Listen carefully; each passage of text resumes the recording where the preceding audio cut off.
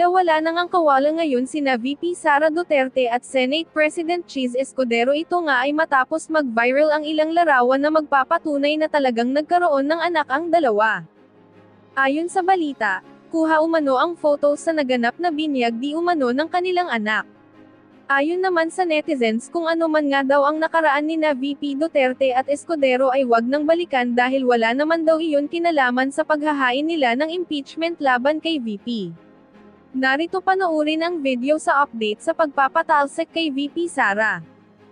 Kayo po, sir, with this proposal nga for constitutional convention, ano po ba yung nakikita nyong magandang maging hakbang para maisaayos tong particular word na talagang pinagtatalunan po ngayon patungkol nga sa issue ng impeachment?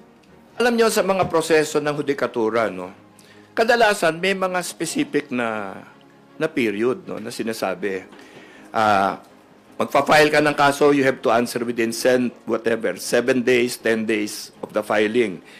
Normally nakalagay kung ilang araw, no? Yung forthwith kasi walang araw yun eh, no? So, dapat siguro sa mga provisions ng ating saligang batas relative to impeachment, sa mga darating na panahon, ilagay na natin yung mga period, parang katulad ng kahit anumang proseso sa husgado, di ba? Lagyan natin ng araw, o pagka nag-file yung Congress dito, kailangan within 7 days, uumpisa na yung hearings. Ganon.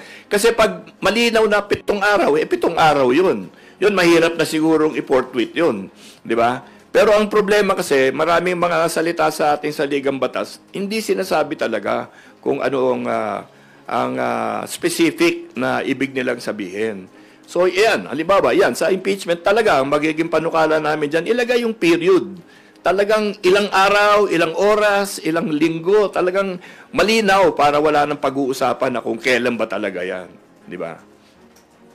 Opo. And last na lang po from my end, DS Puno, kung matutuloy itong itinutulak nating Constitutional Convention, sa inyong palagay, paano mas isusulong yung accountability sa government at paano mas mapupursue yung mga katulad ng impeachment or other measures para talagang magkaroon ng accountability sa mga opisyal ng gobyerno, sa mga ahensya ng pamahalaan? Alam mo, accountability is a moving thing. Di ba?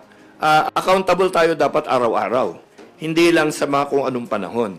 So, maraming mga proseso dapat ipasok dyan to ensure accountability. Yung impeachment ay isa lang yan. Ang impeachment kasi inalagay yan sa mga taong, mga constitutional officers, no, na hindi mo pwedeng basta-basta tanggalin. Di ba? So, constitutional officers, for example, hindi mo pwedeng alisin sa gitna ng kanilang mga termino bago matapos yung kanilang nakalaad na termino. Kaya nagkakaroon tayo ng impeachment. Meron din tayong proseso sa accountability na pupunta sa ombudsman na kahit anong oras pwede kaming mga public officials demandahin ng kung ano-anong kaso, dalhin sa ombudsman, nasuspindi rin sila doon. So accountability is all over the Constitution. It is all over our laws. I think that accountability is best served by people who demand it. No? Kasi kahit na may posibilidad na magkaso ka sa taong gumagawa ng hindi tama, kung hindi ka magkaso, hindi accountable yon. Kahit nandiyan yung proseso na will allow you or enable you to demand and expect accountability, kung hindi mo naman itulak yung proseso, wala rin mangyayari. So, nasa ating mamamayan din yan na dapat gising sila, makikita nila yung nangyayari sa kanilang mga paligid at lalong-lalo na sa kanilang mga pamahalaan. Kasi accountability has many levers, no, that you can pull. And sa tingin ko, kung gising ang tao, accountability is going to be really safeguarded, no? Sir, sorry, last follow-up na lang po. Ang pinanggagalingan po ay, kasi di ba, with the recent Supreme Court ruling, may mga nagsasabi na parang mas mahirap nang mapanagot yung ating mga opisyal. So sa inyong palagay po ba, kung maiko-correct yung mga nababanggit nga po nating malabong parte ng Constitution, mapapadali na ulit or mas magiging malinaw, mas mabilis yung proseso ng pagpapanagot sa ating mga opisyal na nagkakasala or nagkakasala sa batas? Yung accountability issue, wala naman issue dyan sa ombudsman, halimbawa no? Wala kang naririnig na nakakalusot doon. Siyempre, unless nagkandaloko-loko yung investigasyon, di ba? Pero ang ating impeachment kasi dahil nga sa malabo yung pagpapabigkas ng salita ng ating saligang batas, talagang hindi mo alam kailan ang deadline nito. So gulong lang ng gulong ang proseso. Tanong dito, tanong dyan, palit dito, palit dyan. Kaya nagkakaroon ng pakiramdam na, teka muna, parang hindi na yata nagkaka-accountability dito. Puro proseso ang pinag-uusapan. Diba? Nagtatalo tayo, hindi sa kung anong kasalanan o hindi kasalanan, kung hindi kung ano yung paraan at hindi paraan. No? Which hindi naman yan ang intention dapat. At tingin ko hindi yan ang talagang binalak ng ating mga gumawa ng saligang batas. So ayusin natin yan para mawala na lahat itong mga alinlangan na ganito. Thank you. Thank you, Mela. Next, we have Tina Panganiban Perez from GMA 7. Good morning po, sir. Andito pa ako. Sa likod. Yes, sir. Sir, the public has always been suspicious of all attempts to amend the Constitution. Paano niyo po makukumbinsi yung public and even your counterparts in the Senate na kailangan na po ito ngayon? Alam mo, yung suspicion na sinasabi natin, sa tingin ko, iilan lang yan Yung suspicion ng isa na i-abolish yung Senate. Yung isang suspicion na babaguhin ng term of office para maka-perpetuate in office yung mga tao. Diba? Ganun lang yan Wala naman sigurong suspicion na gagalawin yung economic provisions. Wala naman sigurong suspicion na aayusin mo yung territorial provisions. Doon wala tayong problema doon. Doon lang tanang kakaproblema. Ngayon, kayo ba, meron ba kayong problema kung magka-change in term of office? Siguro wala naman kasi hindi naman kayo mga opisyal, di ba? Wala naman kayong term of office. Kayo, ang term of office nyo nandun sa mga stasyon ninyo. Ang nagkakaalinlangan na ganyan, yung mga nasa pwesto, di ba? So, kumbaga, para sa akin, may pagka-self-serving, Pero ganun pa man, that's a reality, katotohanan yan, dapat natin harapin yan. Ako, personal, hindi naman ako nag-iisip na dapat gawin natin unicameral. Kasi nandito ako sa bicameral legislature Diba? Sa tingin ko, okay ito. Ngayon, kung yan ang magiging desisyon ng ating CONCON later on, tatanggapin ko. Pero hindi ako naghahabol ng kung ano-ano. Kaya hindi ako natatakot. Alam niyo yung mga term of office, alam mo, siguro, hindi naman tayo tatanda hanggang 100 kagaya ni Senator Enrile. So, hindi naman ako nag-iisip na para palawakin yung term of office.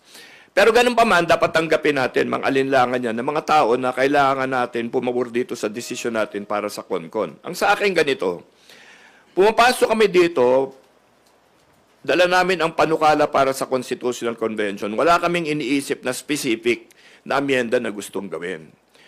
Ang proseso na gagamitin natin is, sa tingin ko, dapat katanggap-tanggap sa lahat.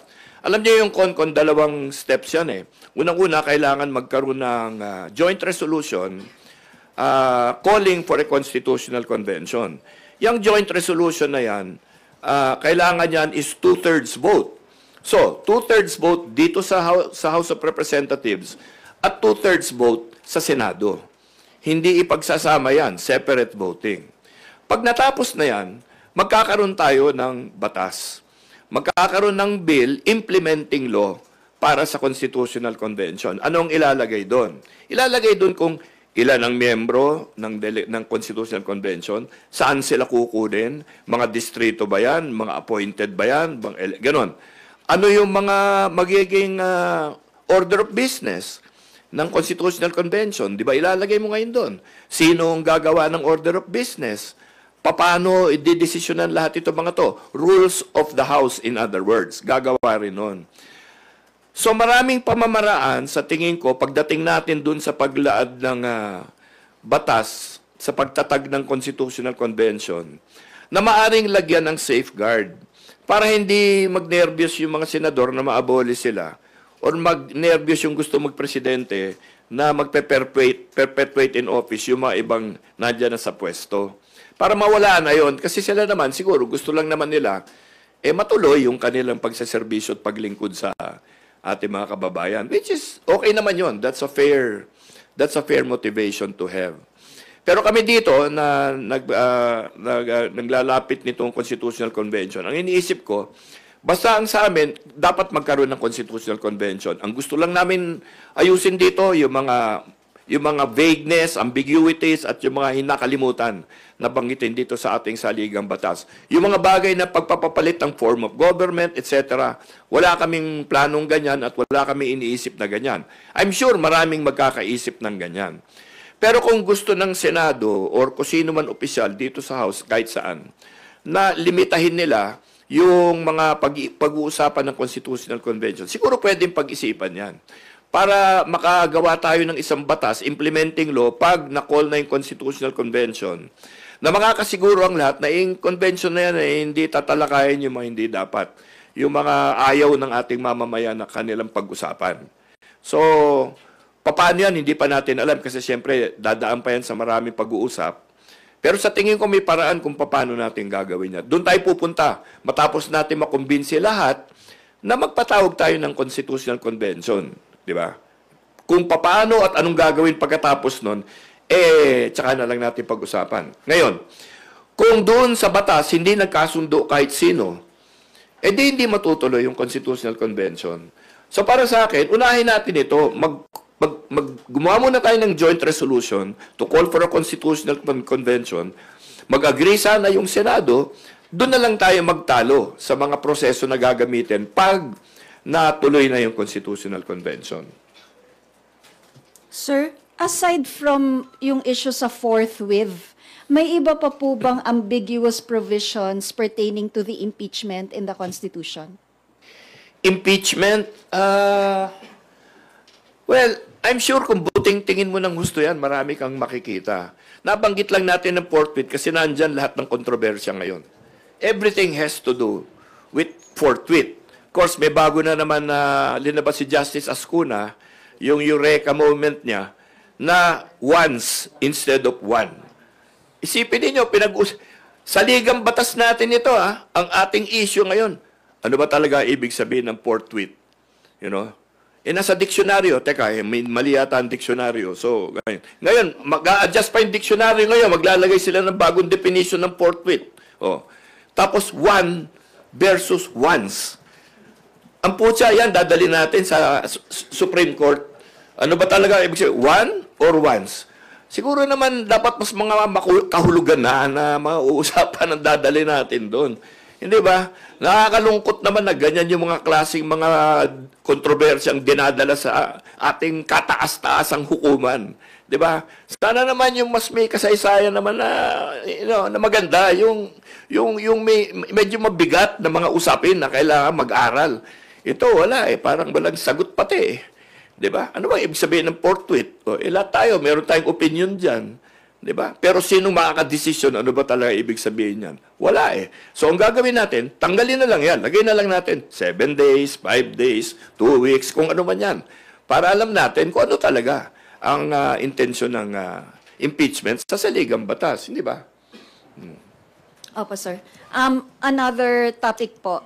Meron pong statement ngayon si Vice President Duterte. Ang sabi po niya, ilabas din siguro nila yung travels ng mga members ng House of Representatives bago sila magtuturo ng mga tao na constant travel. As Deputy Speaker po, how will you reply to that statement? Agree ako. Lahat tayo. Maglabasan tayo ng travel. May dalawang klaseng travel, official travel at personal travel. Yung personal travel, hindi binabayaran ng gobyerno. Official travel, binabayaran ng gobyerno. Personal travel, nandyan sa leave mo. Diba? Sa personal na oras mo. Kasi siyempre, lahat tayo, may katungkulan tayong may oras na nandyan sa opisina. May official, may personal travel. Labas natin. Official travel, labas. Kung gusto nila, pati personal. Ako, payag ako. Pero, wala naman sigurong natatakot yan. Dito sa Congress. Well, dito naman lahat, nakikita nyo. So, kung meron man nagbabiyahe, yun, sasabihin ko lang, sige, labas natin lahat. Official travel, labas natin lahat. Tapos, ihambing natin yon sa actual travel. Kasi kung yung ito official travel, ito lang, ang personal travel mo, ganun kalaki, ginawa mo ba yan on your own time or yung sa oras na binabayaran ka na sweldo? Di ba? Gawa lang natin ng forma, papirmahin natin at ako, mauna ako, magpapile ako. Sir, sorry. What do you mean by magfa-file po kayo? Ng Nung report. travels nyo? Hindi, labasan kami ng dokumento kung sino anong travel namin. Opo, sir. Oo, payag ako. Okay, sir. Sir, last na po. Ito, ibang topic na naman po ulit. I know that you weren't part of the 19th Congress, but kina-question po kasi ni Senator Lacson kung bakit pinayagan po ng Senate and ng House yung realignment ng 74 billion pesos na PhilHealth subsidy in the 2025 GAA. Ang sabi po ni Senator, that is illegal kasi yung GAA in effect amended a special law which was the syntax law. As Deputy Speaker po, ano po kaya yung gagawin ng House leadership ngayon para mabantayan yung mga ganitong realignments po? Okay, I agree 100% with Senator Lacson sa sinabi niya. Talagang mali yung nangyaring yun. Ang akin lang talaga, siguro dahil dito, nandyan na tayo sa budget season din, kahit na 2025 budget yan, kami sa partido namin, nagkasundo kami na hindi namin uumpisahan ang pagsuri ng 26 budget hanggat hindi namin naliliwanagan, hindi kami naliliwanagan sa lahat ng misteryong nangyari sa 2025 budget. Ito ang hindi naaalala ng tao. Ang House gumawa ng panukalang budget. Okay? Nag-approve ang House of Representatives ng budget. Ngayon, sa budget na yon, kung titignan ninyo, nandyan lang naman, public document, pwede niyong kunin sa Secretariat. Hindi nawala yung PhilHealth budget. Intact sa version ng House. Hindi nabawasan yung Department of Education budget. Intact. In fact, mataas. Ang nabawasan dito sa House, yung Public Works budget. Okay? Tignan niyo yan. Yan ang pinadala sa Senado. Ngayon, ang finally lumabas, natanggal yung PhilHealth Trust Fund, nabawasan yung Department of Education, nadagdagan ang Public Works budget. Ngayon, gusto namin malaman, sinong nagpalit nun? Paano nangyari yun? Sino talaga ang nagtanggal? Paano natanggal yung PhilHealth budget? Kasi alam ko, hindi dito sa House of Representatives yun. Dahil ang pinadala namin sa kanila, buo pa yun. Sino yung bumawas sa Department of Education budget, sa DepEd? Kasi pag alis dito sa House nun, kompleto pa yon, mataas pa yon. Kami yung nagbawas ng DPWH budget, sino ang nagdagdag ngayon yan? Alam ko, hindi nadagdag yan dito dahil pagdating dun sa Senado, bawas yun. Okay? Bukod doon, aalamin na rin natin siguro, ito na rin na kaya gusto namin tumulong din sa ating Pangulo na talagang sinisiyasat niya ng mabuti ito. At gusto rin natin lahat malaman ito. Sino ba ang nakinabang dito sa pagpalit lahat nito? Sino ang nakinabang sa pagdagdag ng DPWH budget? Ang pagdagdag ng DPWH budget ay nanggaling sa pagbawas ng DepEd at yung pagtanggal ng trust fund. Okay? Napunta sa DPWH budget, sa madaling sabi, may nakinabang doon. Totoo ba yung sinasabi ni Senator Soto na napunta lahat yan sa Senado at sa liderato ng Senado? Gusto rin namin malaman. Kasi ang House ang sinisisi. Hindi ko malaman bakit. Alam mo, 20th Congress ako, wala ako sa 19th. So, nung tinitignan ko itong kontrobersyang ito, outsider ako. Hindi ko makita eh. Dahil andyan ang House version, pumunta sa Senado. Nagkalintik-lintikan doon, pagbalik dito, bakit yung House yung sinisisi? Okay? Gusto namin malaman yan. Kaya kami sa partido namin, hindi kami papayag mag-umpisa yung pagsusuri ng 26 budget hanggat hindi pa naliliwanagan lahat ng misteryo, mga himala na nandito sa 2025 budget. Yung mga kasama yung mga tinatanong mo. Sir, how will you make the senators who are involved accountable for this? How? How? May pwede bang ikaso sa kanila? Or may pinag-uusapan na po ba yung partido nyo na pwedeng action? Ang partido namin, gusto lang namin maintindihan at maliwanagan sa anong nangyari. Hindi naman kami korte, Hindi kami branch ng ombudsman, di ba? Ano lang kami, House of Representatives, representatives of our district, and our districts want to know what happened here. Yun lang naman. Now, I'm sure the Senate has its own processes on how they will discipline their own members if their members need to be disciplined. Beyond that, there are the normal judicial procedures that can be entered into whenever there is wrongdoing. Pero sa amin ngayon, ang amin lang gusto mangyari is maintindihan natin lahat. Paano nangyari lahat yan? Thank you, sir. Thank you. Thank you, Tina. Agatha Gregorio from ABS-CBN2 is now recognized. Hello po, sir. Regarding CONCON naman po, have you gotten the sentiment of other lawmakers regarding this po? Would senators, other congressmen be in support of this from what you know po? Ang unang feedback ko, malabo. Okay? To be honest with you, the initial reaction is always, hindi papayag yung Senado dyan. Okay? Then the next reaction is, baka mamaya sabihin nila, perpetuation of power na naman yan. Babaguhin yung mga term of office, gagawing unlimited, gano'n. So, it's going to be a challenge, we know.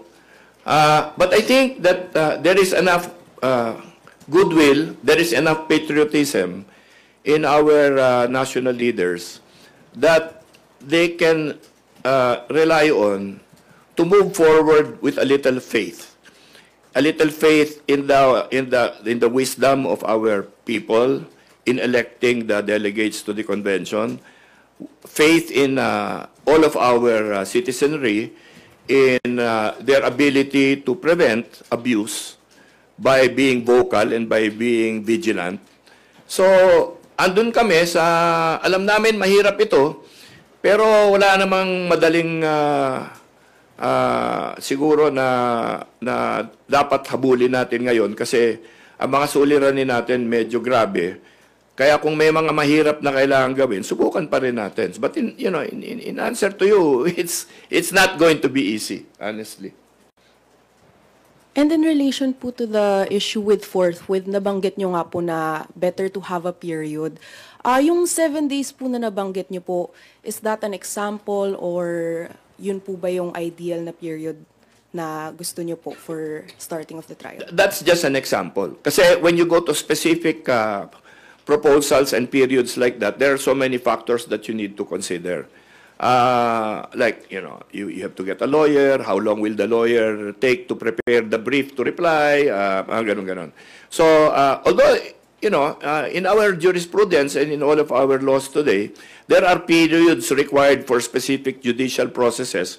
I think we can go to those and be guided by those because those are based on experience and history.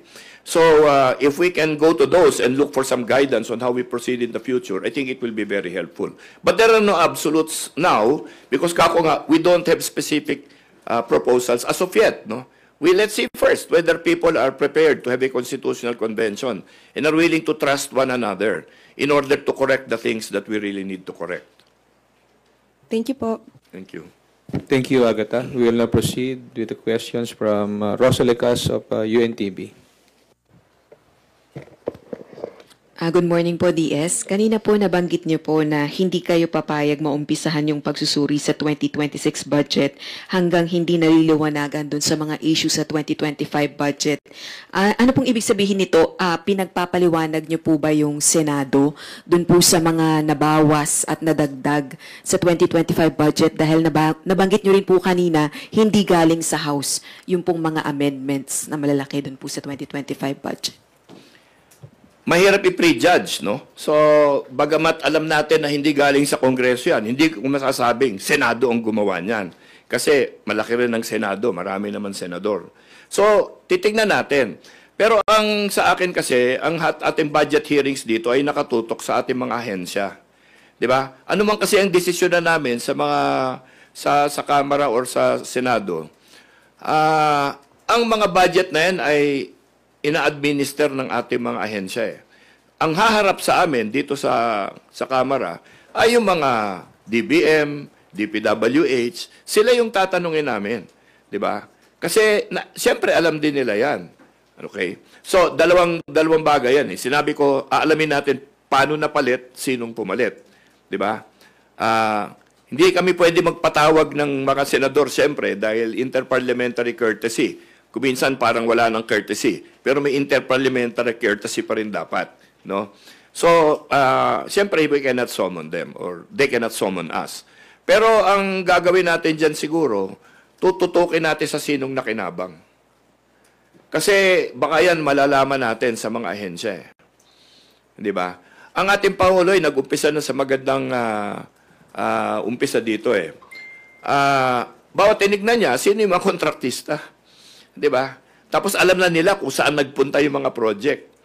No? So, pagkatapos doon, siguro, aalamin natin, siyasatin pa natin na mas mabuti, tignan natin, sino ba talaga nakinabang dito? Di ba? Para malaman ng taong bayan kung sino ang talagang sisisihin nila dito. Kunin na rin po namin yung sentiments nyo kasi kahapon po nag-reveal ang Pangulo na nasa 15 contractors po ang nakinabang dun sa 20% ng total budget para sa flood control projects ng gobyerno. Kung kayo po ba yung tatanungin, kailangan po bang magkaroon ng independent body para imbestigahan yung mga sinasabing involved dito po sa mga flood control projects dahil meron din pong mga accusations against congressmen na sila mismo ay kontratista rin daw po ng mga government-funded infrastructure projects. Dahil may mga kongresistang maaring ituro, ako tingin ko mag-umpisa ang investigasyon dito sa Kongreso. Kasi kung nakalatag na naman, nakalantad na, kung sino yung talagang mga sinasabing mga maaring may kasalanan dyan, alam na namin lahat yan dito. 300 naman kami dito. Ang sinasabing kontratista, ilan? 10. Ang contractor na ewan ko, 60, kung ano man sinasabi nila. Pero kung ikaw naman, congressman ka, contractor ka, nagka-investigasyon ng kontratista, siguro hindi ka nasasusubo doon. Diba? Kami naman, sa liderato ng Congress, hindi rin kami papayag. Teka muna, delikadesa na lang. Nababanggit ka dito, pwede ba, huwag ka na muna sumali dito sa entablado, diyan ka sa baba. Diba? So, ganun ang gagawin natin. Kasi we have to first, I think, allow our internal rules and our internal discipline to work. No? Kasi naman, halimbawa, nag-investigasyon kami dito, pwede naman kami mag-recommend sa ombudsman na mag-file ng kaso eh. Bakit? Just because kasama namin dito, hindi kami magre-recommend na mag-file ng kaso. Kung may kasalanan yan, talagang papailan namin ng kaso talaga yan. Di ba? So, instead of mga independent, kasi alam mo kami, naintindihan namin ang proseso. Alam namin ang budget process, alam namin ang mga pangyayari, alam namin ang numbers. Pinag-aaralan natin siyempre dito yan. Kung kukuha ka ng independent investigator, ano na naman ang qualifications ng independent investigator? Yan na naman, bagong usapan na naman yan. Nandyan na naman tayo sa proseso. Mas importante, di ba, gilitan natin yung may kasalanan. Huwag yung iisip na naman tayo ng proseso paano na naman yan. Yan na naman ang nangyari dito sa impeachment eh. Puro proseso pinag-uusapan, hindi na pag-uusapan yung talagang kaso. Di ba? So dito, dahil alam naman natin, baka nagkaabusuhan dito sa mga DPWH na projects na to, lamangan at isahan dyan. Di hanapin natin kung sino yan at panagutin na natin. Huwag na marami pang diskusyon sa proseso. Meron naman dito sa Kongreso ang proseso kung paano hahanapin namin ang may kasalanan dyan. At kami, nagkakilalanan kami dito. Maniwala ka sa akin, marami nang nalalaman yung mga tao dito na hindi lang natin tinatanong. Hindi ba? So, umpisahan natin siguro sa ganun. Ngayon, kung hindi sila masaya sa ginawa namin dito sa Kongreso, feeling nila mas magaling sila para maghanap ng accountability dito, di sige. Pero wag nila kami pangunahan kasi siguro dapat magdisiplina muna kami na sarili namin. Katulad din sa Senado. Kung halimbawa, meron silang makitang kasalanan, sina Senator Soto at Senator Lacson, sa mga tinuturo nilang mga himala na nangyari din doon, di siguro umpisahan nila muna sa kanilang internal na disciplinary measures. Hindi naman ibig sabihin na ginawa namin yan, ginawa ng Senado yan, hindi na pwedeng kasuhan yung mga yan. Siyempre, yung kaso, yun ang susunod. Last na lang po on my part, babalik lang po ako sa Constitutional Convention na pinupush nyo po. Lagi po kasing nababanggit yung timing, lalo na po nasa kalagitnaan na po ng termino ni PBBM at wala naman pong problema dito sa chamber, sa House of Representatives dahil naipapasa lagi yun pong push for charter change. Pero hindi po nakakapasa sa Senado. Will you appeal for the President to certify this as urgent or para po mapabilis ang proseso? We're not there yet eh. Hindi pa namin nakakausap yung mga senador. Sa totoo na lang, may mga nakausap ako pumapayag naman. Sa totoo lang. Konti lang nga sila, pero we need 2/3 vote eh. And malayo pa doon. Pero in fairness to our senators, sa mga nakakausap ko, nakikinig naman, open naman sila. No? Siyempre, yung kanilang mga alinlangan, binabanggit nila sa akin, and they are legitimate fears and worries. So, ang trabaho natin, isubukan natin siguro maghanap ng paraan kung paano mapapahupa yung kanilang mga alinlangan tungkol dito sa CONCON.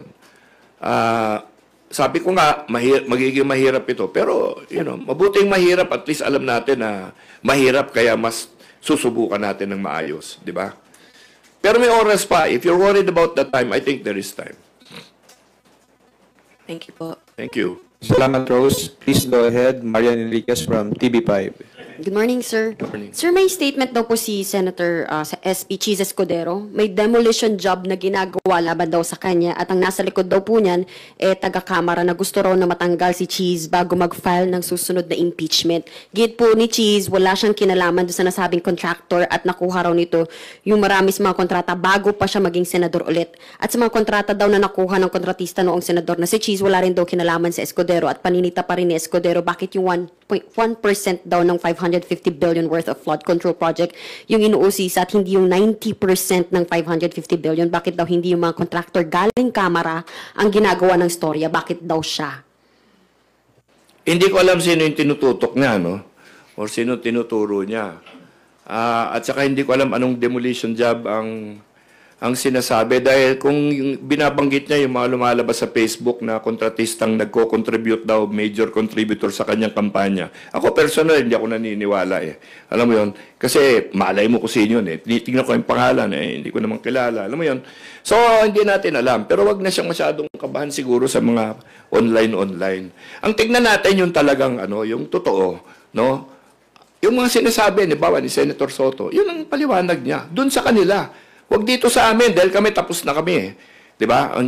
Hanapin ngayon namin sino may kasalanan dito sa Congress. Basta ako kumbinsido ko walang nagbago dito sa yung mga rinireklamo ng ating pangulo na sinasabi niyang masamang nangyari sa budget. Walang nanggaling dito sa Congress doon.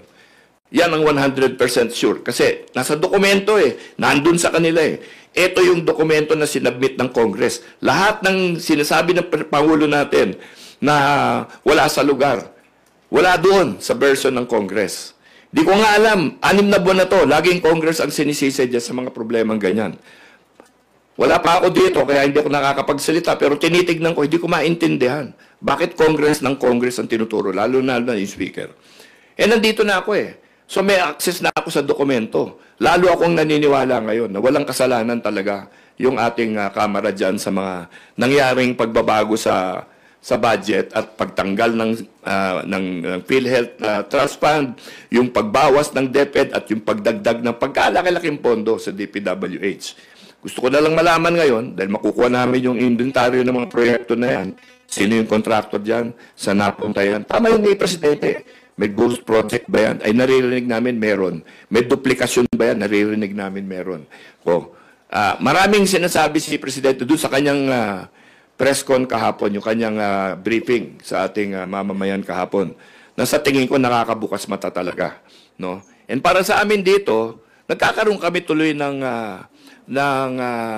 lakas ng loob, no? Na talagang habulin yung mga mga katotohanan diyan. So, yung demolition job, siguro banggitin niya kung sino specifically para magkaayos-ayos na sila. Masama yung pagka-blanket na sinisiraan ako dito sa Kongreso. Lahat kami tinatamaan. Kaibigan ko si Senator Cheese eh. Kung pati ba ako, nadamay na naman dyan sa akusasyon na yan. Hindi, walang ganyanan. Wag natin lalahatin. Siguro banggitin niya na kung sino yun para at least magkasagutan na sila. Message nyo po kay SP Cheese. Yun na po yung message nyo kay SP Cheese bilang kaibigan. May ano? Message Mensahe niyo po kay SP Cheese. Basahin. Ha? Message nyo. Yes, sir. Mensahe. Yes, sir. Kay? SP Cheese Escudero, your friend. Hindi na kailangan yun, papambihira. Ako na naman ituto. Baka mamaya magagalit sa akin. Hindi, yung sa akin lang talaga. Sinabi ko na, di ba? Kung meron siyang nalalaman, ituro niya na kung sino. Para hindi naman nalalahat. Sir, Yun ang message. kaugnay lang din po yan si Baguio Mayor Benjamin Magalong, no? Very vocal din po siya dito sa mga sinatawag nga pong kontratistang mga kongresista. And sinasabi po niya, even though yung ginagamit na ng mga mababatas, kahit yung mga asawa o anak nila bilang peking contractor, tapos may mga contractor ginagamit ng mga congressman daw bilang front. Meron din pa nga dyan, binibigyan daw ng royalty yung mga front contractor. Una-una, no, pag sinabi mong congressman, sapul yung Senate, sapul yung House, no? Pero kaya lang, ang tao, pag sinabi mong congressman, House ang tinitignan. Alalahanin natin na pag sinabing congressman, kasama yung Senado dyan. Di ba? Pero kay Mayor Magalong, alam nyo, si Mayor Magalong, matagal ko nang kilala yan. Nakasama ko yan nung ako nasa DILG at PNP siya, sa SAP at saka sa CIDG. Ano yan, maginoong tao yan, de prinsipyo at lahat. Ang narinig kong huling interview niya, sinabi niya na naghihintay lang siya, napatawag siya ng kung sinong gagawa ng inquiry dito para mabanggit niya lahat ng detalye na yan. Pero sa pagkakakilala ko kay Mayor Magalong, alam niya talaga yan. Alam niyo, hindi nagbabluff yan.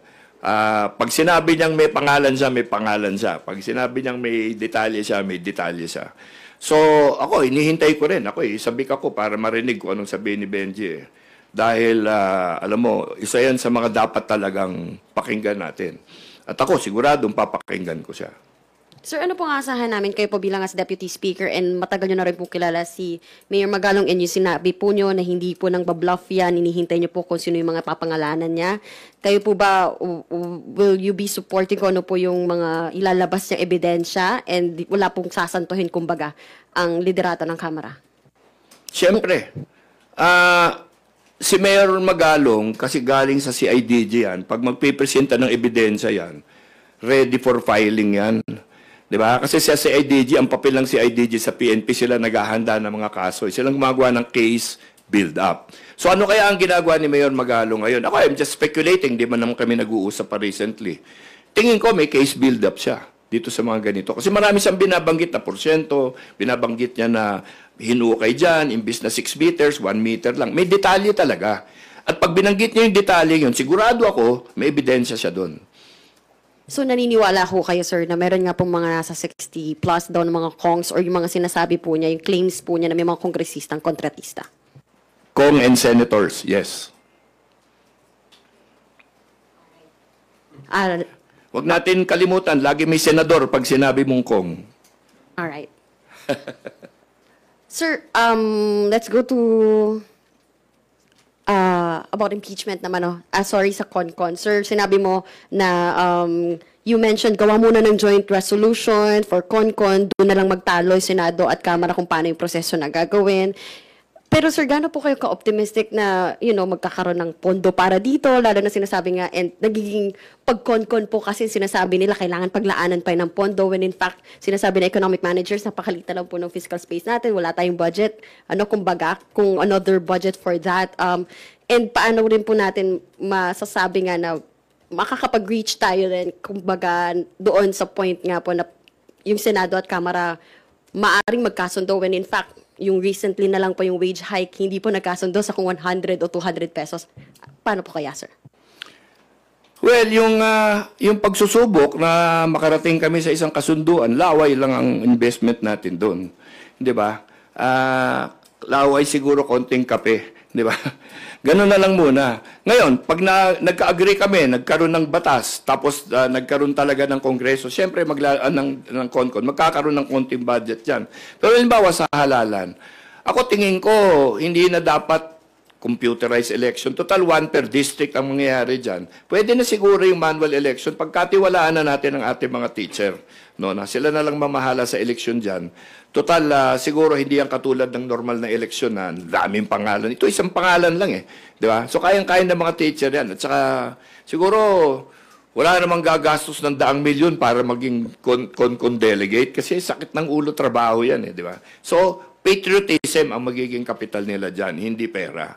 So, ako ay naniniwala na yung election ng mga delegado kung magkaroon man, hindi naman magiging masyadong magastos.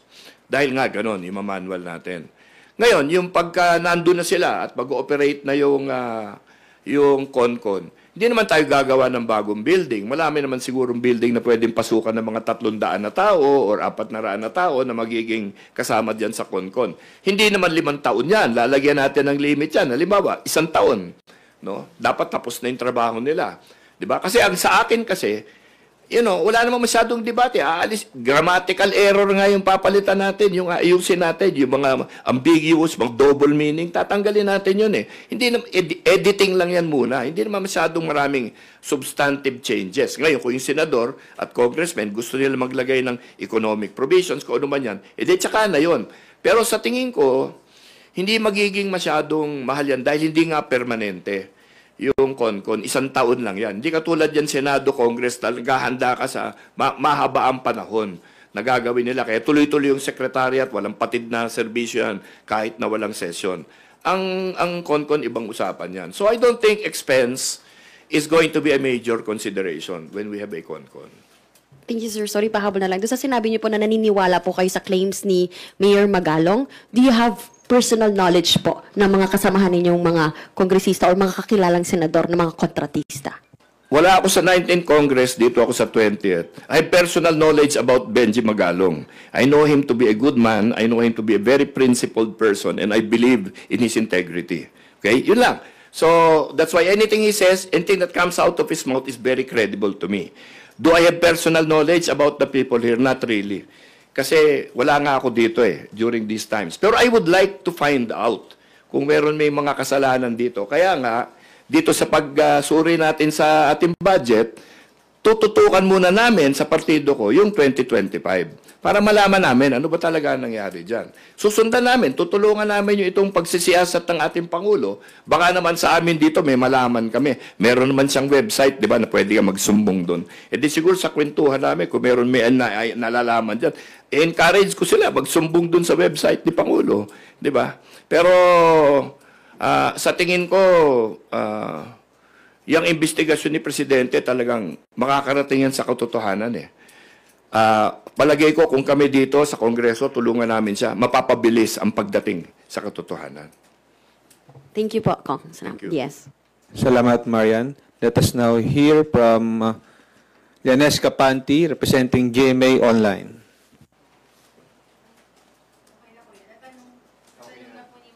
Oh. Okay, thank you. We will now go to Milky Rugunan from DCRH.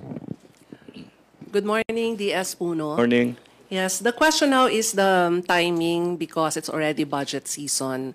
So, ano po ba ang timeline ng Congress para agad na masimulan ang pagtalakay sa joint resolution para talakayin ng CONCON?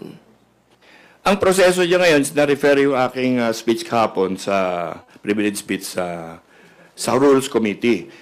From the Rules Committee, i-refer din nila yan to the corresponding committee, probably the Committee on Constitutional Amendments. Pagdating sa Constitutional Amendments, mag-uusap-usap kami. We will report to Chairman Rufus Rodriguez. Siguro mag-uusap kami ni Congressman Garbin para tignan namin kung paano namin marireconcile yung aming proposals. Kasi siyempre, ideally, isa lang ang ilalabas ng Committee on Constitutional Amendments. Lahat naman kami, pare-pareho yung isip namin. We want the same thing. So the only question is, how do we proceed to get what we want, no? Ako tingin ko, magkakasundo kami dyan. Kasi lagi naman sa House, madali lang magkasundo. As we continue to do this thing, siyempre, may consultations kami with mga relevant people in Congress. Alam natin na si Senator Robin Padilla nag-file din ng joint resolution asking for the same thing. Kaya lang hindi ko alam, nung last nakausap ng mga ibang kaibigan ko si Senator Padilla, sabi niya, nag-iisa lang daw siya doon sa kanyang panukala. But ako, may nakausap ko informally na iba, na tingin ko open naman sa ideya. Depende kasi sa specifics niyan, no? Sa tingin ko dito dapat mag-umpisa yung pagkakaintindihan ng Senate at saka ng House. Wala kaming ilalagay dyan, wala kaming ilalabas na panukala na hindi namin sila kinukonsulta. At least some of them. No? Si Senator Soto, narinig nyo na he is in favor of constitutional amendments. So sa tingin ko, nagkakaroon din ng sentimento dyan sa Senado na baka talaga napapanahon na ito. Lalo na, hindi tayo pwedeng takbo ng takbo sa Supreme Court every time hindi tayo magkaintindihan eh. You know? Tapos ang pinag-aawayan natin, salitang isa. I mean, parang nakakalungkot na ganyan ng mga national issues natin. So anyway, gaano katagal? Susubukan natin na at least yung sa House portion, matapos natin in a very short time. Pero ayaw din namin na ginagawa namin to, pinapaspasan namin to, na hindi namin at the same time sinusuri ang mga, siyempre mga pakiramdam din ng ating mga senador at kanilang mga opinion. So, sama-sama yung mga trabaho na yan. Malaking trabaho yan kasi maraming diskusyon yan. But, totoo, we have to convince the senators that we are sincere in our effort to come up with a constitutional convention that will unite rather than disrupt. Okay? We want to unite the houses, not disrupt the houses. We want us to be together in this proposal. So, hanggat hindi pa sila more or less pumapayag, sa tingin ko, hindi muna namin ipipuwersa. Kasi joint resolution nga di ba? You admitted kanina, DS Puno, na this will might have a rough sailing in the Senate because of the current relationship now of both houses. Kung sakaling dumating na pag-uusapan na yung joint resolution, ano po yung mga pwedeng pag-asa to the Senate to reconsider it? Well, hindi ko ikikwento lahat kasi I'm in conversations with some of them already regarding this, no? Pero bottom line, we have to address their concerns. Kailangan number one, walang gulatan na hindi sila ma-hijack. Alam niyo, ang laging sinasabi ng tao, pag nag-umpisa ka na ng CONCON, kahit ano pwedeng pag-usapan ng CONCON. Actually, hindi totoo yan. I don't believe that to be true.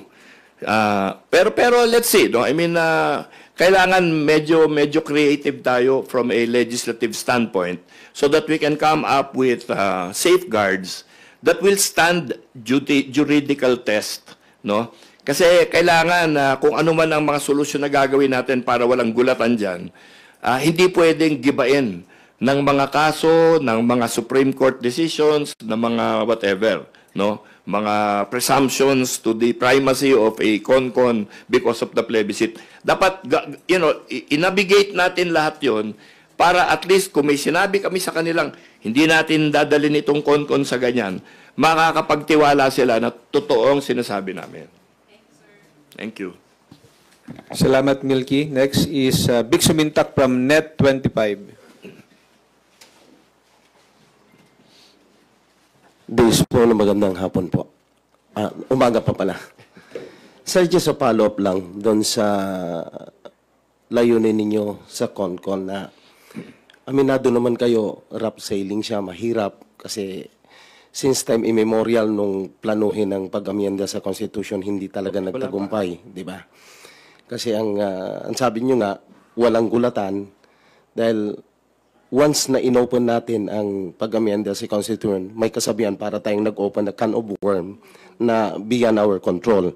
Especially, elected CONCON delegates ang tatalakay. So my question is, ano yung convincing move or word na may assure natin sa taong bayan na yun nga ang masusunod, na hindi magda-divert yung mga CONCON delegates doon sa layunin sa pag-amyenda sa saligang batas? Thank you. Magandang tanong yan. Kasi kung titignan mo, mula nung 1987 hanggang ngayon, halos bawat Pangulo nagpo-propose ng CONCON, CONAS, kung ano na yan. Kahit isa, wala pang pumasa. Kahit isa.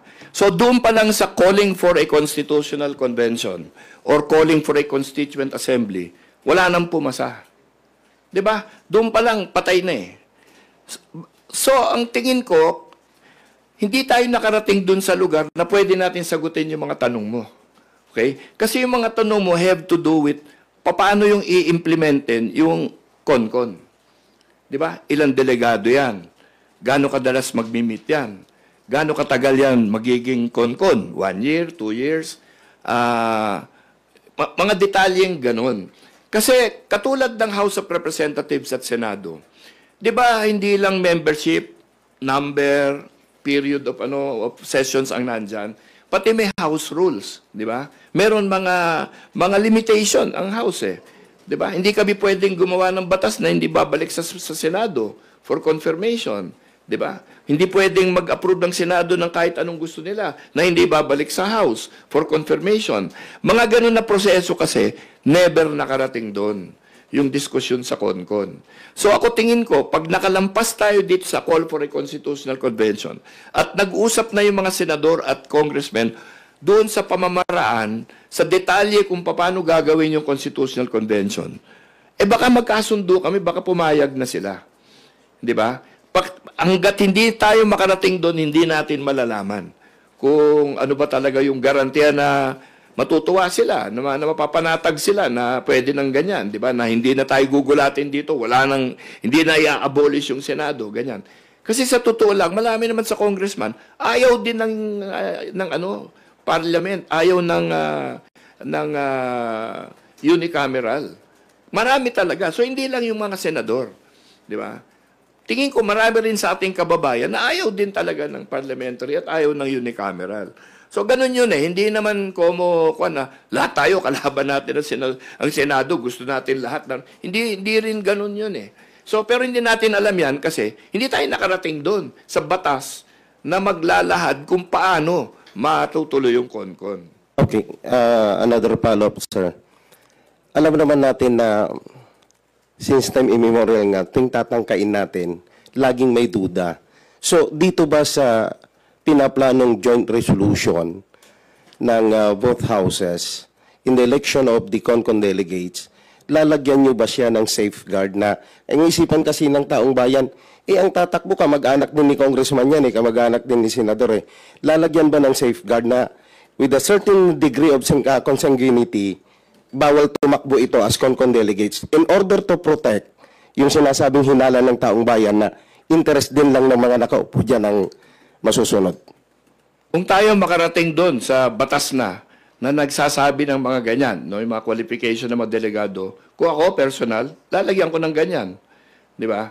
Pero ako nga, ang problema natin never nakarating dyan. In the 40 years na pabalik-balik na proposal on CONCON, CONAS, PI, kung ano-ano, walang nangyayari, never nakarating doon. Sa kung ano magiging itsura, ano magiging pamamaraan, ano magiging proseso ng ating CONCON. Kailangan lumampas muna tayo dito sa mag-agree ang Congress at Senado na gumawa tayo ng CONCON. Pag nag-agree ng gano'n, hindi naman automatically magkaka-CONCON na. Kailangan after that, gagawin yung batas na magsasabi at magsasagot dito sa lahat ng mga tinatanong mo at siguro sa lahat ng mga tinatanong ng taong bayan din natin. Na paano magiging sigurado sila na ito hindi magiging walang yaan ito. Sir, one last from my end sa budget. Kasi sabi nyo na yung partido ninyo, hindi kayo, kumbaga, gagawin nyo ng paraan na hindi man muna matatalakay ang 2026 proposed national budget hanggat hindi naliliwanagan ng 2025 national budget. So, sir, other concern is, hindi kaya mag-cause ng delay doon sa pagpasa natin ng 2026 national budget. Sa bagay, sabi nga ni Presidente, handa naman siya for enacted budget. Pero our concern is, hindi kaya mag-cause ng delay yon regarding doon sa budget deliberation for the next year. Well, siyempre, ang iniisip namin na hindi naman 2 buwan. siguro sa ilan lang usapan, baka lilinaw na yan. Kasi more or less, alam na naman ng mga tao eh. Alam natin, nandiyan na sa mga binabanggit ni Presidente, sa kanyang mga briefing, di ba? Nandiyan na kung magkano yun na idagdag. Nandiyan na kung saan probinsya nalagayan. Nandiyan na kung ilan na mga project na mga kontratista, etc., etc. Kukunin namin lahat sa mga impormasyon na yan, yun ang una naming iharap dito sa DBM, DPWH, sa unang mga usapan namin sa kanila. Siguro naman hindi tatagal masyado to. Wala naman kaming planong iantala yung 26 budget. Dahil siyempre gusto rin namin makita yan. No? Pero mahirap umpisahan yung bagong budget na hindi pa tapos yung lumang budget. For example, kasi ang GAA, pag napas yung GAA, batas na yan. So lahat ng mga na dyan, dapat i-release talaga. Di ba? Ang nangyari ngayon, malaki pa yung halaga na hindi nare-release. No? Hindi namin alam bakit. So ang sa amin tanong is, pinal na ba yan na hindi na i-release yan? Ano yung rason? Bakit inipit yan? Di ba? Meron bang kasalanan ang tao para nung inipit mo yan, dapat kasuhan natin ito. Mga ganon. At ito, mga specific amounts ito. Hindi naman ito mga hahantingin pa namin yung numero. Hindi alam na namin eh. Di ba? Ang kailangan na lang namin makita ngayon is yung mga nasa likod nitong mga datos na to. Diba? So, hindi naman ganun katagal yan. At wala kaming planong iantala yung 26. Gusto lang namin liwanagin yung misteryo ng 25. Salamat, Vic. Earl Tobias from IBC 13. Okay lang. DS Puno, good afternoon po. Sir, balik tayo sa impeachment. Yung proposal ninyo na magkaroon ng tsa-tsa para burahin yung supposedly vague na mga probisyon na pinagtalunan, ay parang preventive measure, sir, na hindi na maulit. Pero ang kasalukuyang sitwasyon natin na DS ay kung saan manggagaling yung tanong ko, justifiable, makatwiran man lang ba na ang simpleng pagtatalo sa termino ng fourth tweed at ilang mga eksklusibo dapat nakapangyarihan ng Kamara o pamamaraan ng Kongreso pagdating sa legislatura na nakaiwalay dapat sa kanilang legislative powers. Yun po bang mga technical na probisyon na yun sa ilalim ng konstitusyon ay makatwiran, nakatumbas ng hindi pagbusisi sa merito ng impeachment case ni Vice President Sara Duterte? Medyo complicated yung tanong mo kasi maraming premise. Pero dadaling ko lang dun sa paglabas ng mga ebidensya tungkol sa kung ano man ang kasalanan ng kahit ano, ng kahit sino. Yung mga ganyan naman, sa tingin ko dun sa Quadcom, marami nang nailabas dun eh. Alam na ng taong bayan kung ano yung karamihan ng mga paratang, di ba? Ang makikita mo lang kung may proseso tulad ng impeachment is yung mga bagay na protektado ng privacy laws, ng fund banking secrecy laws, ganyan-ganyan, pwedeng maisatabihan.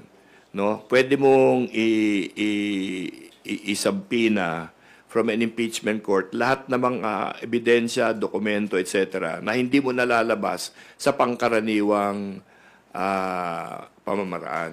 Okay? So, dapat nakakasagabal ba yan dun sa paglabas ng katotohanan? Siyempre. Siyempre. Diba? Kaya gusto namin matuloy yung impeachment. Hindi dahil may inaaway kami. Hindi naman sa ganun. Matapos lang ito. Kasi pag dumaan yan, di natapos ito, di wala nang problema. Ang problema ngayon, dahil napakalabo ng panahon, ang daming mga issue na umiikot-ikot, let's say matigil man itong impeachment na to at na-deny yung motion for reconsideration ng Kamara. Ang dami na nagsasabi. Doon pa lang sa Senado, sinasabi nila pag natapos yung 1-year period, magpapile ulit sila ng impeachment. Alam mo yun? So, hindi naman matatapos itong problemang ito. Kaya ako sa tingin ko para sa peace of mind ng lahat, tapusin na natin ito. Labas na natin lahat ng ebidensya kung meron man. Diba? Para malaman na natin yung katotohanan.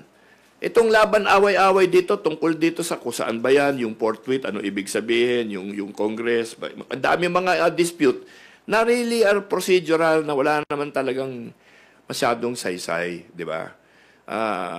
Nawawala, tama ka, nawawala dito sa mga away-away sa proseso ang talagang pinakabase nitong lahat ng mangyayari ngayon na kung meron bang nagkasala or hindi. Di ba? Yun lang naman yan eh.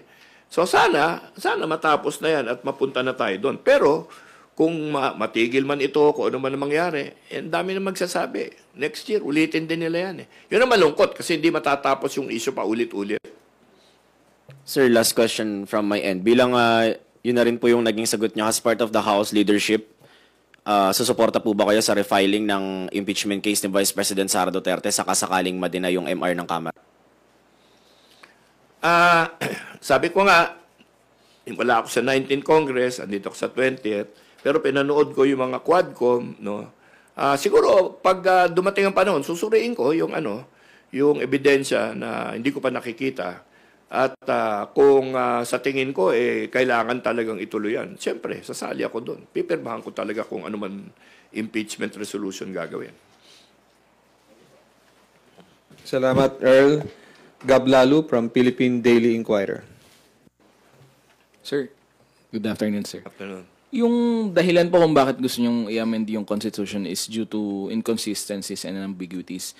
But I just want to know, sir, if you are aware or kung totoo ba yung mga usap-usapan noon na nung ginagawa yung 1987 Constitution, the framers had the unicameral Congress in mind. And then, nag-shift to bicameral kaso hindi na address yung mga words, yung terminologies. Tama po ba yun, sir? Yes, that's correct. Tama yun. Sinabi ko nga kanina yun na kaya nga ang daming yung a vote of Congress, hindi sinabi kung Senator House. Majority of Congress, hindi sinasabi. All members of Congress, hindi sinasabi kung Yun naiwanan yun Kasi nagmamadali na sila sa dulo. So, all of the mga previous provisions of the Constitution that applied to a unicameral, hindi nila na-correct. Kaya ngayon, dapat i-correct natin. Kasi, for example, binanggit ko kapon, JBC, Judicial Bar Council. Isipin din nyo, ang daming membro niyan. Yung Congress, 1 member. So, ang senador at yung congressman, o yung representative, palit-palit every 6 months. Alam ko yan kasi Committee on Justice is with my NUP Kaya yung aming representative, yung aming Justice Committee Chairman, every 6 months lang member ng JBC. Samantalang lahat ng ibang membro, tuloy-tuloy every year. The whole year sila hanggang matapos yung kanilang term.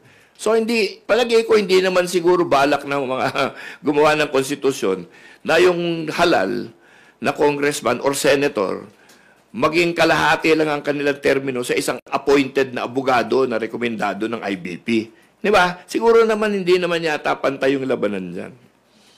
Sir, can we possibly bang specify natin na para maali yung fears ng mga tao na ito ang babaguhin namin, yung wordings, yung gagawin lang natin consistent yung Constitution, plus yung sinasabi ni Congressman Garbin na amendments article, ayun sa territorial, pwede bang sabihin natin na within that scope lang para matapos na yung mga constitutional amendments at hindi na ma-open for other matters like economics or yung term extension? Posible ba yun, sir? Kung tatanggapin ng Senado yun, gagawin namin yun. Yun nga yung sinasabi ko Conforme sa kung anong papaniwalaan nila wala naman kung planong gawin unicameral or parliamentary yung ating pamahalaan. Di ba? Yan lang talaga, yung unang ating layunin dyan is talaga, correct talaga, yung mga grammatical errors para mabawasan yung Supreme Court cases ng pagkadami-dami na puro ganito yung pinag-uusapan. Di ba? So, yeah, yan ang plano. So, whether or not papayag sila, yan ang hindi pa natin nalalaman. So, kami naman, ngayon, nakikipag-usap na kami sa ilan mga senador. Sinasabi ko nga, kayo na yung gumawa ng implementing rules. Kung saan kayo masaya, basta tatanggapin na lang namin yung plano ninyo. Kung dun sa rule, yung after mag-agree kami na we will call for a constitutional convention, dadating ngayon yung batas na magdi-describe kung anong membro, paano yung paraan, etc., anong agenda, ganyan. Di sila lang gumawa. Kasi ang kailangan lang naman gawin yan, yung gagawin na batas na ganyan, kailangan hindi pwedeng baliktarin na naman sa Supreme Court. Na sabihin, hindi pwedeng mapuwersa yung CONCO na gawin yan dahil just because yung batas ganyan, kasi separate body na yan, ganon. Kailangan pag-aralan nyo na hindi pwedeng baliktarin yung batas na gagawin ng Senado at ng Kamara tungkol dito sa specifics ng CONCO. Thank you. Salamat, Gab. We will now hear the questions from Dwight De Leon of Rappler. Magandang umaga po, Deputy Speaker. Solo effort niyo po ba yung panawagan ng Constitutional Convention? Ito po ba ay may backing ng Speaker or nag-usap po ba kayo ni Speaker Romualdez? Siyempre, bago ko ginawa ito, marami akong kinausap. Ideya ko lang ito, siyempre. Pero kinausap ko yung partido ko muna. Sinabi ko sa kanila, itong sasabihin ko. No? Binigyan ko sila ng ideya. Sabi ko, may objection ba kayo? I mean, meron bang problema dyan? Wala naman. Kinausap ko si Speaker. Sabi ko, itong plano ko, may objection ka ba? Sabi niya, hindi. Kung that's your, kung yan ang paniniwala mo, tuloy mo yan. Ganyan. Then, nakiusap din ako sa ilang senador. Tingin mo ba, napakatanga ko kung gagawa ako ng panukalang ganito? Wala na bang pag-asa to talaga? Kabubuhan lang ba itong gagawin ko? Hindi, sabi nila, tuloy mo. O di, tinuloy ko. O ngayon, sana hindi ako linuloko noon. Sinabi nilang hindi ako magbubukang tanga pagkatapos. Hindi ba? Oh. Pero may commitment po ba kayo natanggap from NUP or from Speaker Romualdez himself na, sige, pag final mo yan, yung resolution na yan, the House will be all out in supporting you? May ganun po bang commitment? Siguro sa NUP lang. Sa NUP. Kasi kami sa NUP, meron kaming usapan eh. Pag party stand, lahat kami sasama. Kasi alam nyo naman, may history kami dito. Pag hindi sumama sa party stand, nasisibak eh. No? So, ito party stand ng NUP ito. Pero hindi pa ng House, wala pang commitment si Speaker. Wala pa. Pero tingin ko okay na yan, umpisa na yan. Kasi ibig sabihin, seryoso kami. Seryoso kami. Your call for a constitutional convention is inspired nga po by the deficiencies in the Constitution. Masasabi niyo po bang deficiency din yung provision ng Constitution on political dynasties? And are you willing to touch on that topic given na kayo rin po ay galing sa isang political family was led the first district of Antipolo for 2 decades now? Dynasty din kami. Of political family. So, ayun po. Hindi, sa akin personal opinion, no? Hindi ko alam if that should be even put in the Constitution. That's my personal opinion. Kasi nobody has ever explained to me what a dynasty means eh. Kasi dynasty sa mga ano yun eh, sa mga ibang mga types of government yun eh, na hindi halal. Alam mo yun, yung anak ko, parang sa monarchy, yun, dynasty yun, di ba? Dito halal eh, kaya hindi ko alam kung matatawag mong dynasty yan. Lamangan, siguro, sasabihin nila, pero hindi ko alam kung it applies, no? So, I don't know. I don't think at this point that's one of my biggest concerns. Kung meron silang opinion dyan, di pag-usapan nila sa CONCON sa akin, okay lang lahat yan. Kasi hindi naman, demokrasya tayo eh. Wala naman na napasok sa posisyon nila dahil dinesisyon lang ng tatay eh. Di ba? Nangailangan ng boto lahat yan. So, para sa akin, kung kahit nasabihin mo, hindi, pero dahil kontrolado nila yung lugar, ganyan, et cetera, et cetera. Sige, so paano mo pipigilin yun? Yung ginawa mo, naglagay ka ng term limits, tapos nangyari, asawa, anak lang pumapalit sa kanya. Kaya nagkaroon ng isip na dynasty talaga. Kung hindi mo pinagbawal yun, hindi mo nilimit ng 3 terms yan, di siya pa rin siya kahit na 20 taon. Dynasty ba yun? Sa Amerika, marami sa mga senador doon namamatay na sa trabaho sa tanda. Alam mo yun? Mga 80, may 90 pa, ganun. Hindi naman nila sinasabing dynasty. So, hindi ko alam. Hindi ko napag-aralan yung issue pa na yan. Pero sa tingin ko, hindi yan ang isa sa mahalaga. Yung mahalaga para sa akin is, wag natin sayangin yung oras ng Supreme Court na nagde-define ng ibig sabihin ng forthwith. Di ba? Or yung one or once. Napakababaw naman ng mga ganyan na issue para dadalhin mo pa sa Korte Suprema na napaka-aral na tao. Hindi ba? So, yun lang. I mean, yung aming objectives here are modest, but I think meaningful. No, I think it will remove a lot of doubt. Yung binanggit dito na dahil unicameral, naging bicameral, ang dami na iwanan, ang daming natatamaan na mga batas dyan. Kasi on the vote requirement.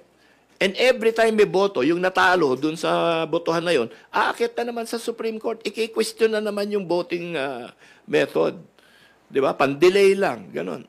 Sayang ang panahon ng Supreme Court, ganon lang ginagawa. Although to be fair, sir, sa US kasi stronger din yung political system nila. Kaya siguro iba yung usapin ng political dynasty doon. Although, sir, nabanggit nyo kanina na pwedeng pag-usapan nga sa CONCON yun. So on the table din ba yung possibility na mawala at all yung provision on political dynasties? That's putting the cart before the horse kasi wala pa tayong CONCON.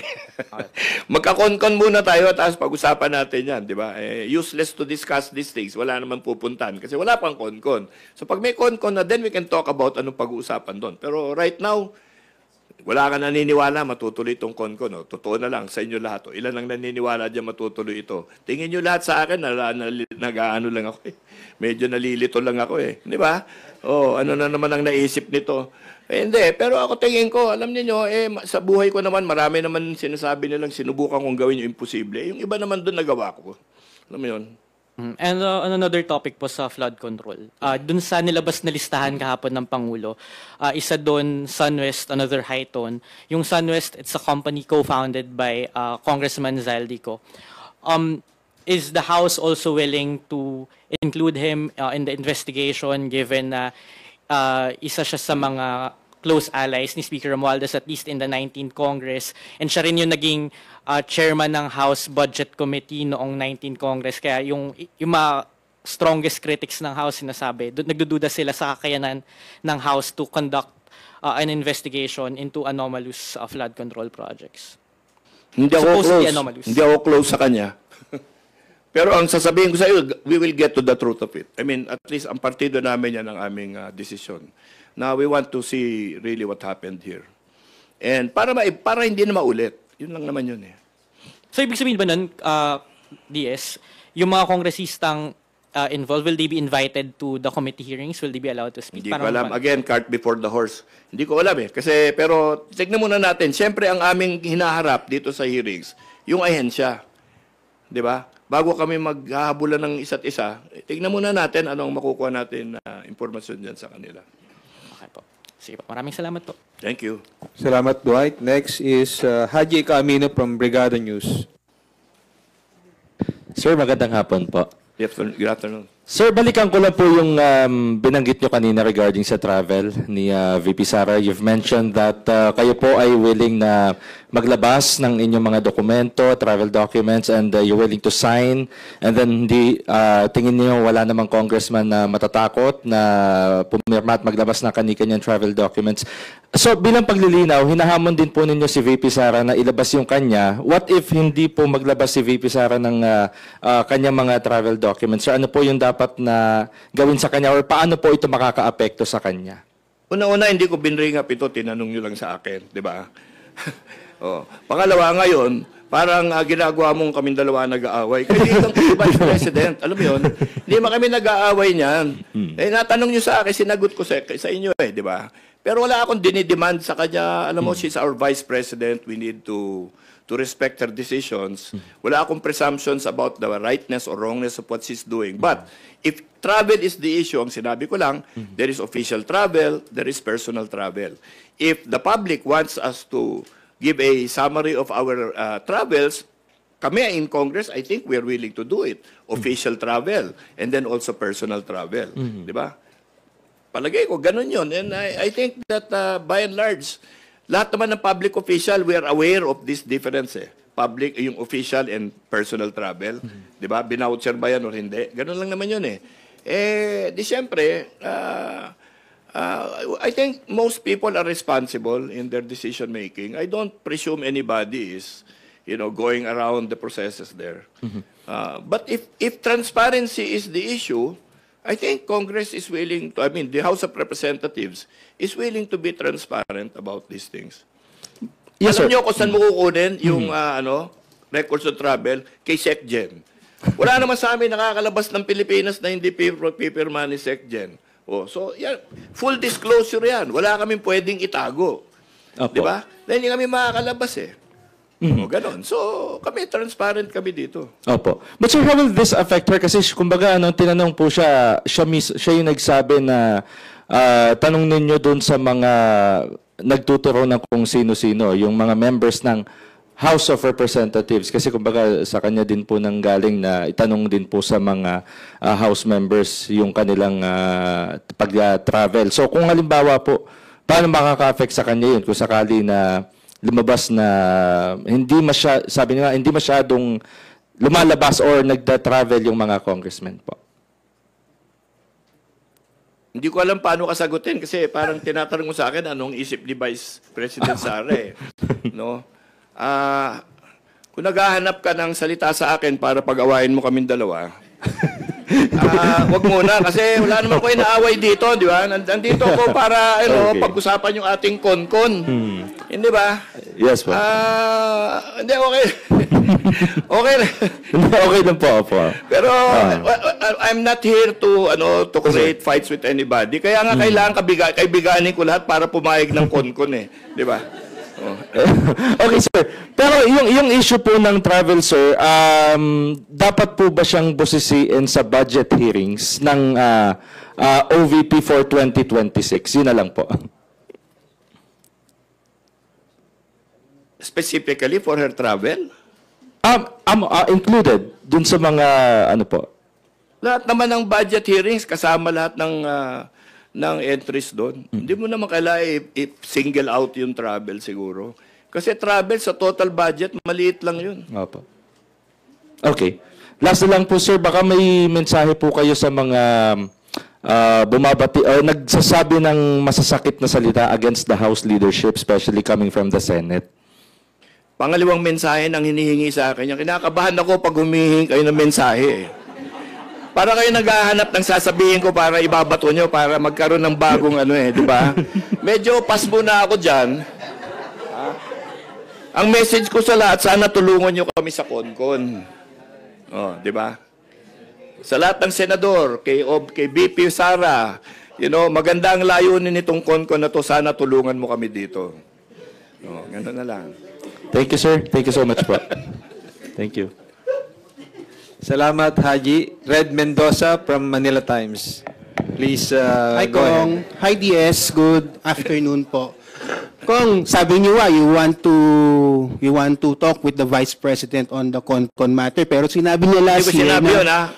Hindi, sinabi niya po kasi last year na wag daw muna mag-focus sa charter change. Mag-focus daw muna sa issue ng bayan, pagkain. Kasi last year kasi, ito yung quote niya, sinabi niya na yung nangyari sa People's Initiative last year, yung issue ng pirmahan, kapalit ng pera, I mean, that was one of the big issues nung last year's push for charter change. Sabi niya, lutasin muna daw ang kahirapan, mataas na presyo ng pagkain, kawalan ng trabaho, pahanap buhay, seguridad.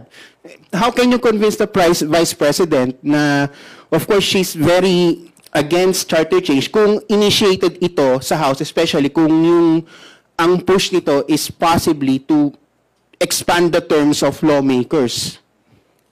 Or kung ano mang, kasi nung 19th Congress, questionable na yung move to push the charter change eh. What more pa dito sa 20th Congress, Kong? Wala naman yung Vice President sa kailangan gawin na House resolution I mean, joint resolution. So I will be approaching the senators, and the congressmen, syempre, to get this joint resolution passed. So, yun muna, kasi sila naman ang involved dyan. Pero the Vice President has lots of supporters. And her message saying na wag niyong papayagan ng charter change may mean a lot to her supporters. Parang close ka na sa kanya, kaya tulungan mo na lang ako sa kanya. Hindi naman po, Kong. Thanks for the compliment, Kong. You're making it easy. Pero, yun nga, Kong, kasi, again, the Duterte supporters are very much against any move to charter change kasi nga, it might perpetuate, yun nga, they're scared of perpetuating anyone from the House of Representatives, Speaker Martin Romualdez. Kasi, Ayoko rin nagpe-perpetuate ng tao actually, sa totoo lang. Kaya pag may konkon tayo, sana hindi malagay yun. Sana hindi masama. That's clear. Kung last lang on my part, kasi may bagong survey ang Okta Research saying na medyo na unchanged yung self-rated poverty o yung kahirapan from 42% in April to 45% in July.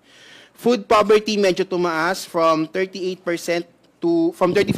in April to 43%. Ang sinasabi nila na medyo naghihirap sila. Pero yung self-rated hunger o yung sinasabing gutom sila, it's still stable, pero Mindanao had self-rated hunger dropping by 19 percentage points. Ibig sabihin, bumaba yung mga nagsabi sa Mindanao na sila ay gutom, self-rated hunger. So, comment lang po Kong, kasi of course, isa sa mga priorities ng House of Representatives is to resolve the crisis in food, hunger.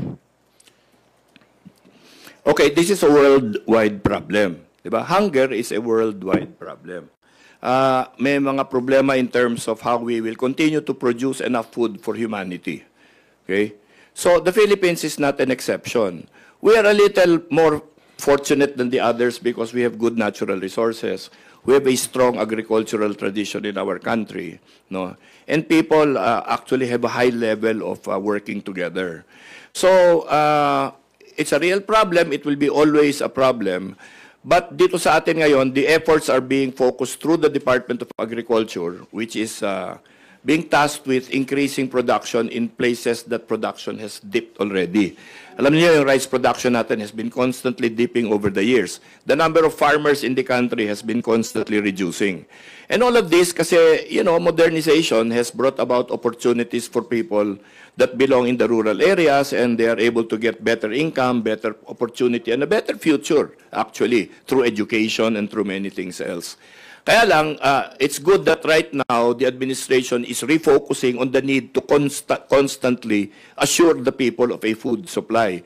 And then nakikita nyo naman, maraming bangga-banggaan dyan sa mga policy on whether you tax rice or you don't tax rice. You import rice or you don't import rice. We are the biggest rice importer in the world. Kaya, kasi tayo lahat, puro kumakain ng kanin eh. So that's why it has become the focal point of this battle against hunger. Pero it should not stop there kasi there are other things that we need to do and focus on in order to solve not just the hunger problem but the nutrition issues that our country faces. Kasi may kinalaman din yan sa future ng ating kabataan, whether they're going to have a brighter future because they better nutrition or not. So alam ko that there are efforts in the Department of Education headed towards this and the Department of Agriculture. Kami dito sa Kamara, all we can do is applaud and cheer the good moves and try to go against the bad moves. So ang gagawin namin dyan is, siyempre, we are going to question the Department of Agriculture on what their plans are to reply and answer to this. We will look also into the Department of Health and see what kind of nutrition measures they want to put into place to make our next generation a healthier one. So that's one of the biggest challenges now. If you're a legislator, it's challenging, it's interesting, and it's actually inspiring. Kasi you know, you start talking about the future, you talk about the welfare of everybody instead of the definition of forthwith. That's it. Thank you, Kong. Salamat, Red. We will accommodate two reporters for their questions. Gab Lalo from Philippine Daily Inquirer and Kenneth Basilio of Business World. Gab, please proceed. Sir, sorry, nakalimutan ko lang yung tanong. Kasi noong 2023, nung nagsisimulang pag-usapan yung charter change dito sa House, si former Chief Justice Renato Puno suggested hybrid CONCON, wherein yung may elected members and then appointed para raw hindi makapasok yung mga members ng dynasty lang. Agree kayo sa ganong proposal, sir? Ayan, natumbok mo. Kasi when we go to the mannerism of CONCON, magandang tanong ni Chief Justice hybrid, elected, and appointed. Kung pwede ka mag-hybrid, elected, and appointed, baka pwede ka rin mag-CONCON na bicameral. Di kaya? Pag nagkaroon ka ng CONCON na bicameral, baka hindi na umangal yung mga senador. Di ba? So, yan ang ibig ko sabihin na pagdating natin sa modality of the CONCON, and we're already talking, now that you have opened the door to a potential hybrid CONCON, I don't think there is a hard and fast definition of CONCON. Di ba? Pag sinabi mong CONCON, alam mo na ba kung anong nandun? Hindi. It has to be defined by law. So if you can define CONCON to be hybrid of appointive and elective, halimbawa, di gawin mo ng bicameral din, why don't you appoint all the senators as ex officio upper chamber members of the CONCON?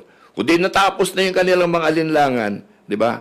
Okay ka talaga, napilitan mong ibulatlat ko ngayon yung isang sikreto pa namin na sana tsaka na lang pag-usapan. Pero, you know, tama yun. The precise form of CONCON, I think, is still subject to thought and deliberation. Salamat, Gab. Kenneth, please proceed. Oh,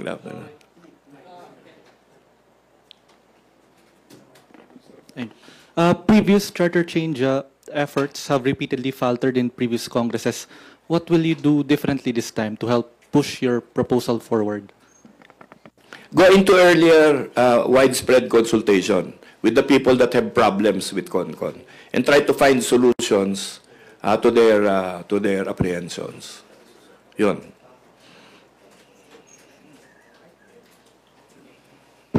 Thank you, Gab. And before we thank you, Kenneth. But before we officially end our press conference, may we request Deputy Speaker Puno to give his closing statement. Yeah, well, maraming salamat sa inyo for this morning.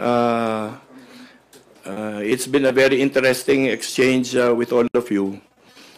It's going to be a long year.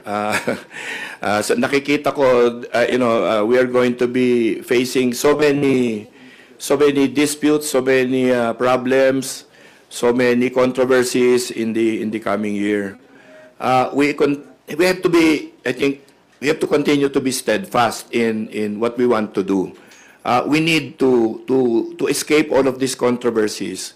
We need to set aside all of our differences. We have to find a way to work together as a country, as different parties under our democracy. Hindi tayo magsasucceed if tuloy-tuloy itong ganito na atmosphere na nobody trusts anybody and everybody attacks everybody else. Sana matapos na yan. Kami naman dito sa 20th Congress, sisikapin namin na mabago namin ang mga bagay-bagay na yan. Matapos na itong mga bangayan, matapos na itong mga tirahan ng mga isa't isa, sana mawala na yung division dito sa ating mga dalawang sangay ng ating legislatura. Tulungan natin ang ating Pangulo ngayon sa kanyang ginagawang programa at alamin natin lahat ng problema dito sa mga flood control issues, yung mga pagsasamantala sa salapin ng bayan, dapat tigilin na yan at pinapangako namin sa ating Pangulo na tutulungan namin siya dyan sa ginagawa niyang yan. Napakahalaga niyang inumpisahan niya, sana makatulong kami sa kanya. So, maraming salamat sa inyo. Pagtulungan natin ito, alam niyo, media is very important in keeping everybody honest. Kaya, sana tuloy niyo yung ginagawa ninyo. Malaking bagay kayo sa pagdepensa sa ating demokrasya. Thank you very much.